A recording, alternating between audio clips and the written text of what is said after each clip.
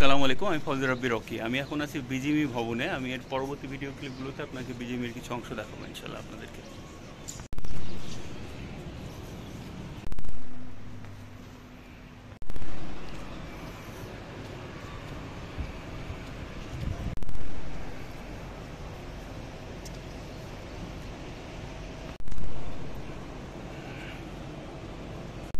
বিজিএমির বই নিতে গেলে আপনার সামনে যে ব্যাংক আছে, ব্যাংকে 400 টাকা জমা দিয়ে ওই স্লিপটা নিয়ে লিফটের 4-এ যেতে হবে।